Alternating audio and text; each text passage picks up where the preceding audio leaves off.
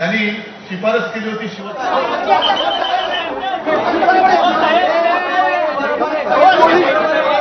ओ मामा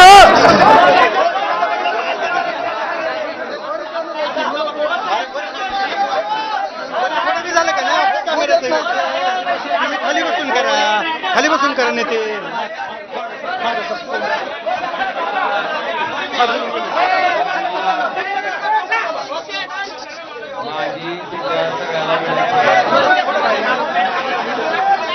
अरे सगळ्याला विनंती आहे की थोडं शांत घ्या.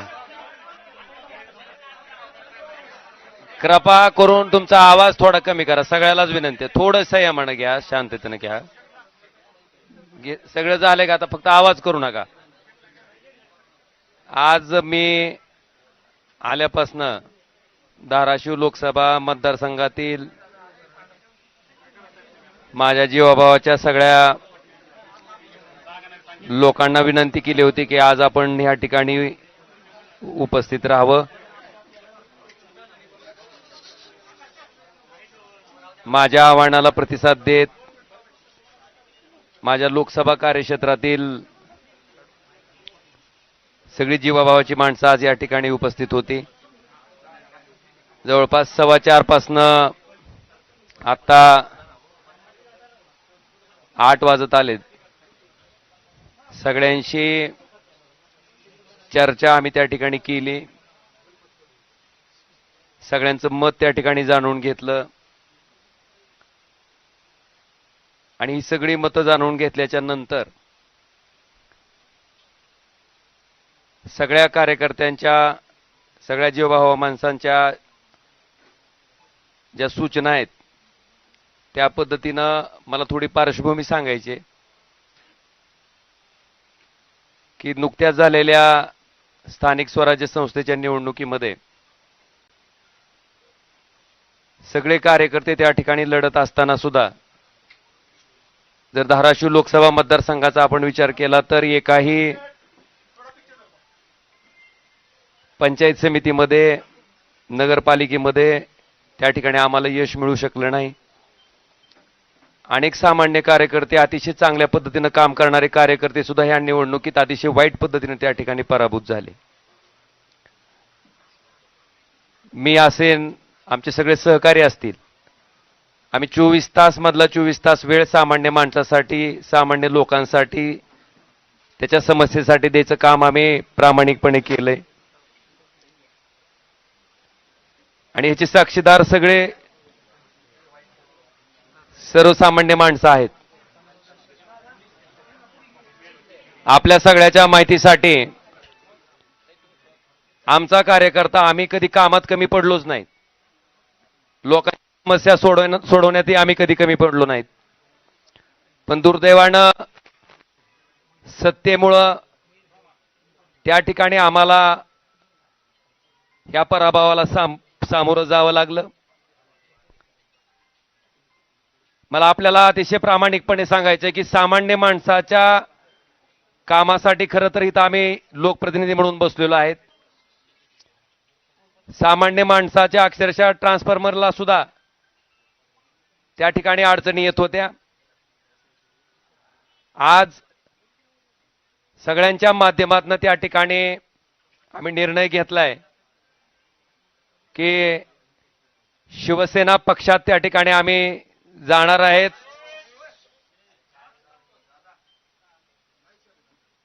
श्री एकनाथ शिंदे साहेबांच्या नेतृत्वाखाली आम्ही त्या ठिकाणी काम करणार आहेत. याच्या पाठीमागची पार्श्वभूमी अशी आहे की आपण बघितलं असेल, ज्या कारणामुळे त्या ठिकाणी मी माझं सार्वजनिक जीवन सुरू केलं की ह्या वाईट वृत्तीची लोक कुठल्याही परिस्थितीत त्या ठिकाणी राजकारणाच्या पटलावर राहिली नाहीत पाहिजेत. ती भूमिका आजपर्यंत मी त्या ठिकाणी चोखपणे निभावत आलो. कायदेशीर बाबीवर सुद्धा आम्ही त्याच पद्धतीनं पूर्ण आमच्या कुटुंबानं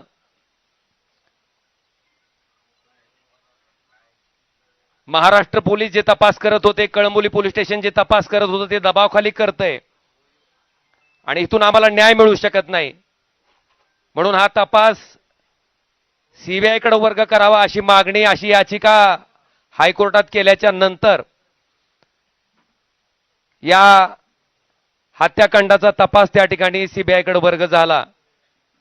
20 वर्ष अविरतपणे न्यायालयीन प्रक्रिया चालली. फार मोठ्या अपेक्षा आमच्या कुटुंबाला त्या निकालात नव्हत्या. मेरिटवर निकाल येईल अशी अपेक्षा होती. पण दुर्दैवानं जो काही निकाल आला ज्याच्यामध्ये सन्माननीय न्यायालय म्हणतंय की राजकीय वैमनस्य होतं तेही मान्य करतंय. कुठल्याही हत्याकांडामध्ये उद्देश, मोटिव्ह फार महत्वाचा असतो तेही न्यायालय मान्य करतंय. पण दुर्दैवानं कळंबोली पोलीस स्टेशनच्या तपासाला त्या ठिकाणी बेस करून मला वाटतं ज्या पद्धतीचा निकाल आला तो अतिशय दुर्दैवी होता.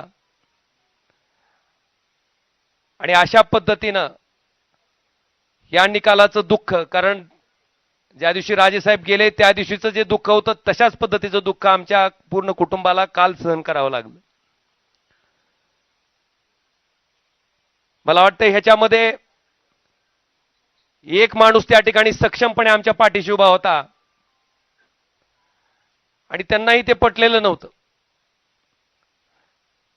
काल ज्या पद्धतीनं निकाल आला त्याच्या बाबतीत सीएम साहेब, देवेंद्रजी फडणवीस, श्री एकनाथ शिंदे साहेब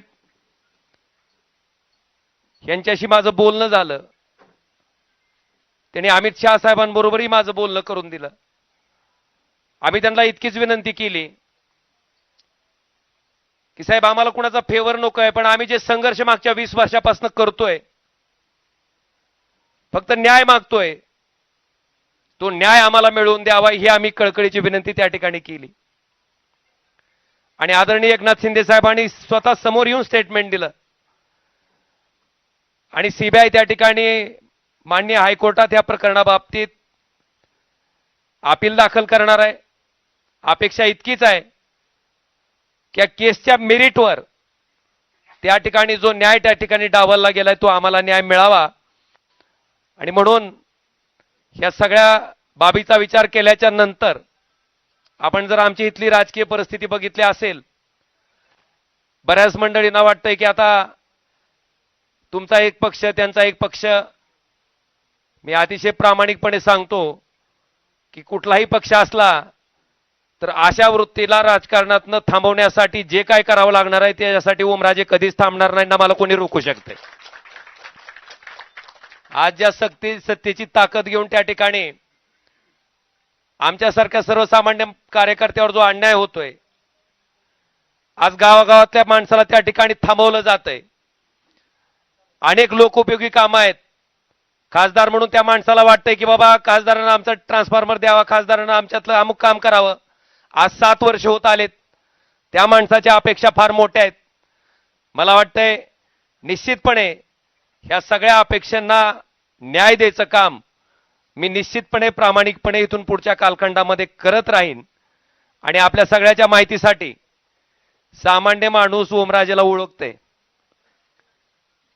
2009 पासून ते आजपर्यंत, 2006 पासून ते आजपर्यंत त्या सामान्य माणसासाठी मी काय काम करतो हे सामान्य माणसानं बघितलंय. आणि म्हणून कुठल्या पैशाच्या हव्यासापोटी, कुठल्या पदाच्या हव्यासापोटी जाणारा ओमराजे नाही. जी काय सत्ता घ्यायची आहे किंवा जी काय सत्तेचा वापर करायचा आहे, कारण आपण जर माझ्याकडची फळी बघितली तर माझ्याकडे मोठे प्रस्थापित माणसं कोणीच नाही. माझ्याकडे सामान्य माणसं, समाजातली शेवटच्या घटकातली माणसं त्या ठिकाणी आज माझ्याकडे आशा लावून बघतायत. आणि मी आपल्याला शब्द देतो की ह्या सत्तेचा वापर हा त्या सर्वसामान्य माणसाच्या जीवनात आनंद देण्यासाठी मी प्रामाणिकपणे करत राहीन आणि ती ताकदीनं करत राहीन. हे वचन मी आपल्या सगळ्याच्या साक्षीनं आज या ठिकाणी देतोय. आणि आम्हाला खात्री आहे की ज्या पद्धतीनं धावून जाऊन काम करायचा त्यांचा स्वभाव आहे त्या पद्धतीने ते निश्चितपणे धावून येतील आमच्या प्रत्येक. कारण आमचं काय वैयक्तिक कुठलंच काम नाहीये, माझं कुठलंच काय असंही नाही किंवा काहीतरी वेगळा व्यवसाय माझा चालू आहे आणि त्या व्यवसायाला संरक्षण घेण्यासाठी मला जायचं आहे ना. माझ्यावर काही ईडी सीबीआयची बी धाड पडली असंही नाही. बांधवांनो, प्रामाणिकपणे काम करणारा 24 तास मधला 24 तास वेळ देणारा मी एक सामान्य कार्यकर्ता आहे आणि निश्चितपणे यांच्या नेतृत्वाखाली आम्ही अतिशय चांगल्या पद्धतीचं काम आपण जर बघितलं असेल तर कृष्णा मराठवाडा सिंचन प्रकल्प जो की कित्येक वर्षापासून त्या ठिकाणी अपूर्ण आहे. आपल्याकडे बॅरेजेसची कामं आहेत जे की आम्ही त्यावेळेस सुरू केलं होतं, त्याचे इस्टिमेट चालू केले होते. मला वाटतंय या सत्तेचा उपयोग कशा पद्धतीने केला जाऊ शकतो हे निश्चितपणे आम्ही धाराशिव लोकसभा मतदारसंघातील जनतेला चांगल्या पद्धतीने त्या ठिकाणी राबवून, नुसत्या घोषणा नाहीत तर त्या राबवून अतिशय चांगल्या पद्धतीनं दाखवून देऊ, हेही वचन मी आजच्या या पत्रकार परिषदेच्या निमित्तानं देतो. आणि निश्चितपणे आदरणीय उद्धवजी, आदरणीय आदित्यजी, बाळासाहेब यांचा सगळ्यांचा मला प्रचंड स्नेह लाभला, त्यांचे आशीर्वाद लाभले, त्यांचं प्रेम लाभलेलं आहे. मला वाटतंय माझ्या मनात, माझ्या तोंडात कधीही कुणाबद्दलही वाईट शब्द कधी आलेला नाही, येणारही नाही. आणि मी मगाशी आमच्या सगळ्या सैनिकांना सुद्धा सगळ्यांना सांगितलं की एकही शब्द भले कुठल्याही प्रकारची कशाही प्रकारची कमेंट पुढे न आली तर मला वाटतंय मातोश्रीबद्दल आपल्याकडनं एकही शब्द जायला नको, ही मी विनंती सगळ्या आमच्या कार्यकर्त्यांना केलेली आहे. मी त्यांचंही मनापासून आभार व्यक्त करतो. आणि निश्चितपणे माझा पुढचा जो राजकीय प्रवास आहे हा राजकीय प्रवास सर्वसामान्य माणसाच्या जीवनात आनंदाचे क्षण आणण्यासाठी, त्याला सुखाचे क्षण देण्यासाठी मी कायमस्वरूपी अविरतपणे जसा आधी काम करत आलोय त्याच पद्धतीनं अविरतपणे त्यांच्यासाठी काम करत राहीन, हेही वचन देतो.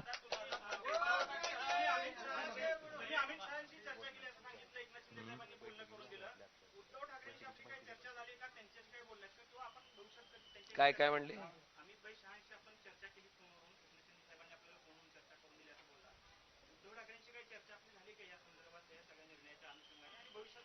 कुठल्या कशाबद्दल म्हणताय?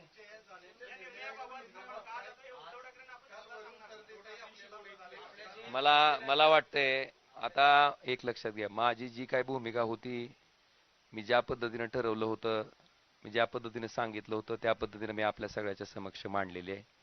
आणि माझी आपल्याला इतकीच विनंती आहे की आम्ही काय बोललेलो असेल तर निश्चितपणे तुम्ही त्याची बातमी करा, त्याच्याबद्दल काही दुमत नाही. पण न बोललेल्याही बातम्या त्या ठिकाणी चालवल्या जातात आणि विनाकारण कुणाबद्दलही गैरसमज त्या ठिकाणी निर्माण केले जातात. तर फक्त तेवढ्या गोष्टी घडून येत. आज मला जे काय बोलायचे मी बोललोय आणि मला एवढंच सांगायचंय, मी बोलण्यापेक्षा मी जो हा निर्णय घेतलाय ह्या निर्णयाचं समर्थन माझ्या कामातनं, माझ्या कष्टातनं त्या ठिकाणी लोकांना दाखवून देईन, एवढं मात्र मी तुम्हाला आवर्जून सांगतो.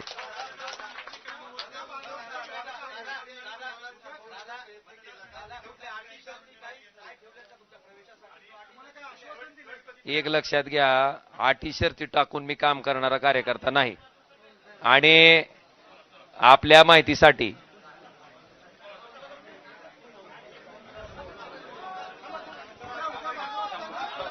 धन्यवाद.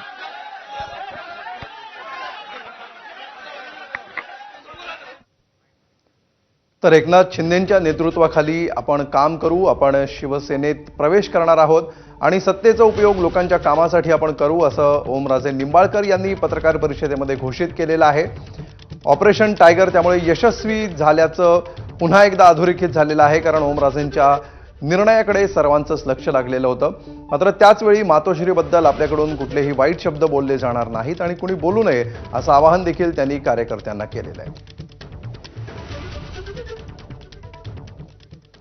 आणि यानंतर आपण बघणार आहोत आमचा खास कार्यक्रम कॉफी विथ कौशिक.